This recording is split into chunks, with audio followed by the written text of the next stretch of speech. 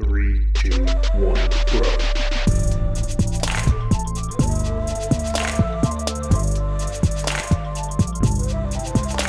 What's up, everybody? My name is Michael E. Murphy.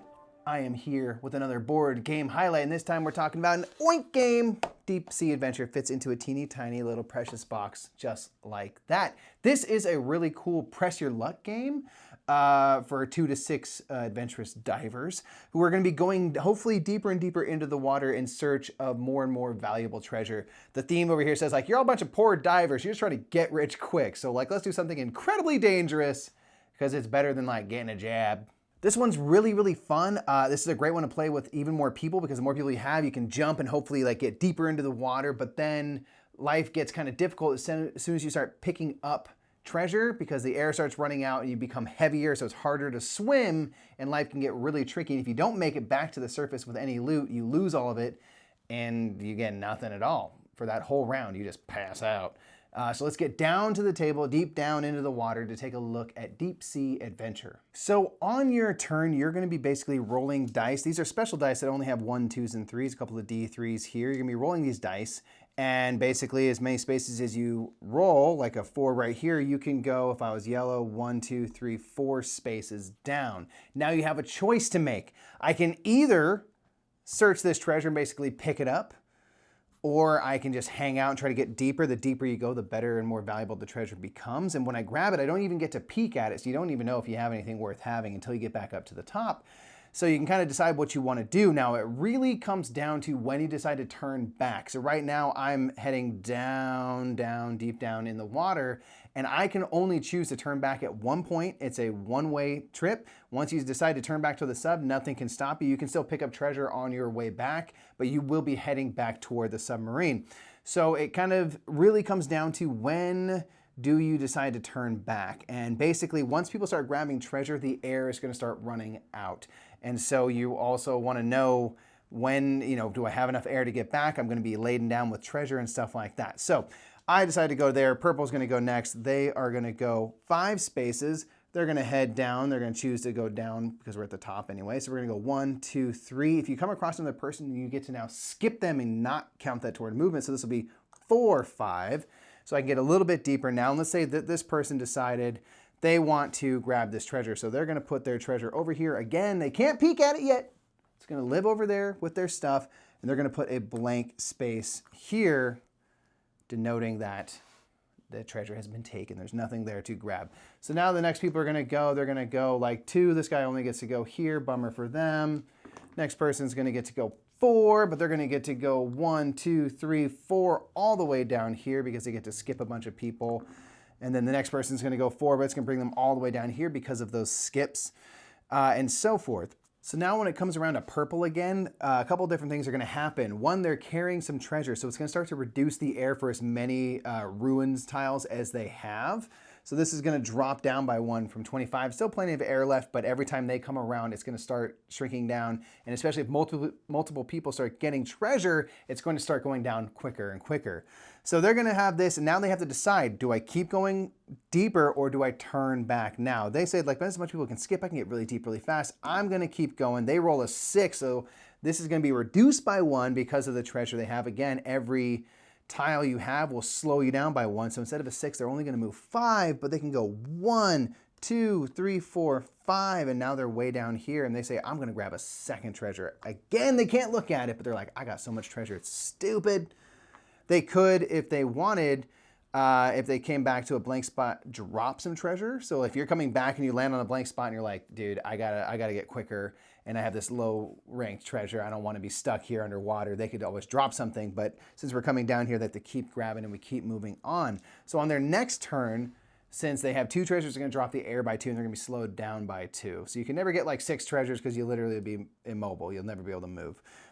This person got 5, so they're going to go 1, 2, 3, 4, 5. They're going to grab some treasure as well, and so forth. And the key is to try to get, again, really, really deep down into the water because there's much more valuable stuff way down here. There's like 15-point things, and things on 1 might be 2 points. So you want to go as deep as you can, but again, it's going to become more difficult because now every time purple goes, the air goes down by 2. Every time orange goes, the air goes down by 1. Now the cool thing is you can turn back at any time. If on, purple's next turn, they decide, I'm gonna turn back, you'll turn your diver the other way, showing you're going backward. I like to lay them down like this because it makes it seem like you're swimming.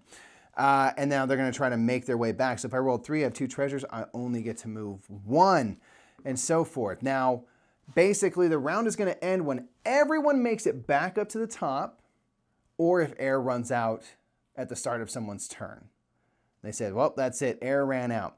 Now, a couple things are gonna happen. If, say, orange had gotten all the way down here, and they'd gotten this, and blue had somehow caught up and made all these things.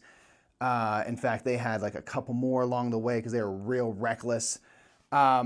Basically, what's gonna happen is if purple made it back, they would get to count their treasure, and they now get to reveal these. Oh, that's worth 4 points. Oh, this one's worth 0. Bummer, I kind of struck out on that one. Probably shouldn't have taken that.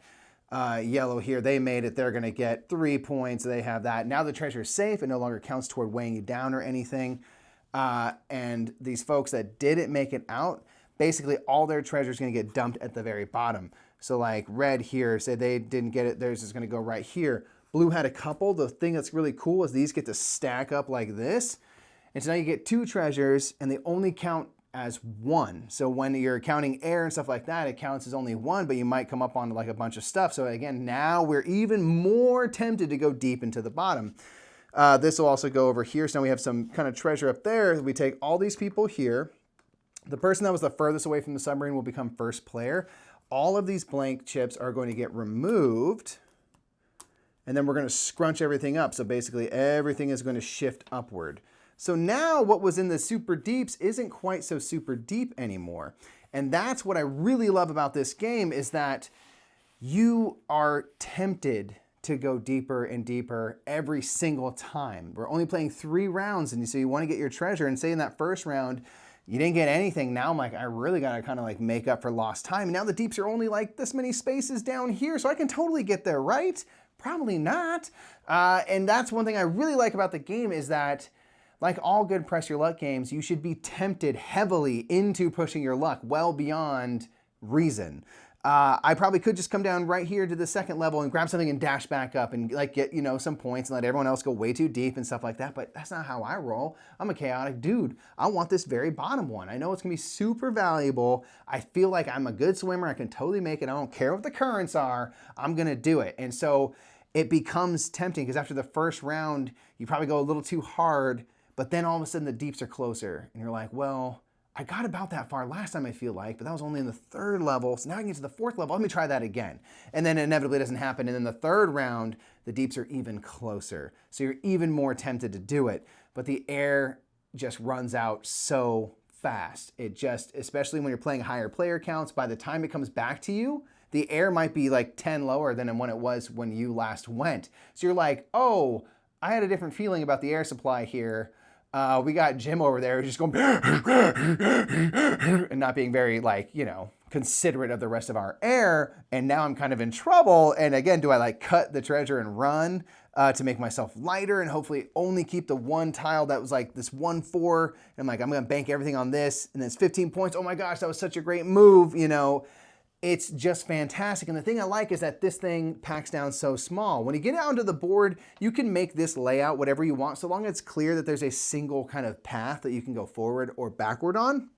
So you can kind of make it really big or really small for yourself, and it packs down super duper tiny, but it really brings you a compelling, fun experience along the way. So that's all I got for Deep Sea Adventure. Have you played this game? This was one that I saw people playing. I saw Ambi playing it at Dice Tower, I guess it was MeepleCon at the time. And I was just like, that looks super cool. And I didn't get a chance to play it, and I got to play it like a year later.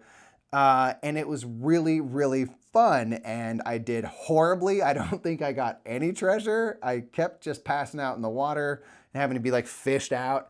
But I like that they can give you something so simple. You just roll a couple dice. You can choose, am I going forward or am I going backward? Do I pick something up? Do I leave stuff? And how much air do I have and how far can I press it? So I'm impressed on this one based on just the size and like how much they pack in, what a fun experience they pack in. You can get up to 6 people. It's really fun to play at those higher player counts. and for like 20 bucks. I got this at Barnes & Noble, so it's like a great value.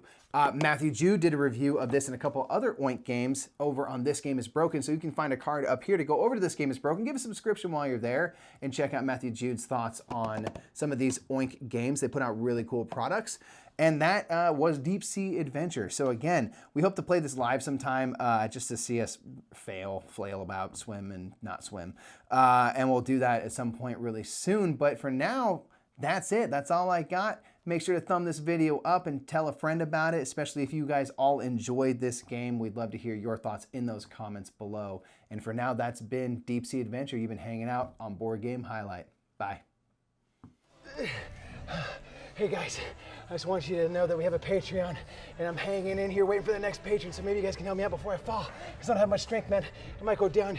Also, you can subscribe to us. I feel really unsafe. I think I'm gonna fall. Mike. Huh? What are you doing? You're attached to a rope. Well, yeah, but it still looks dangerous. Like that rope can hold up a Camry. You can just let go, you know. Can I? Yeah, you'll be fine. Are you sure? You want to see? You shouldn't just, yeah, you're fine. Oh. You're fine. You shouldn't, you know, abuse the Patreon thing like that, you know. Yeah, you're right. You know what? I need to be taken down a peg or two. Can you lower me? Lower? Sorry. You can still subscribe if you want. Yeah, you know. You can upgrade your game experience with Game Toppers LLC if you want. Yeah. Or check out Restoration Games, but you know what? Don't do it for me and my fear-mongering tactics. Okay, well, you know what? Hey, that was on you. Did you see that? That was on you. Did you see that? That's on record.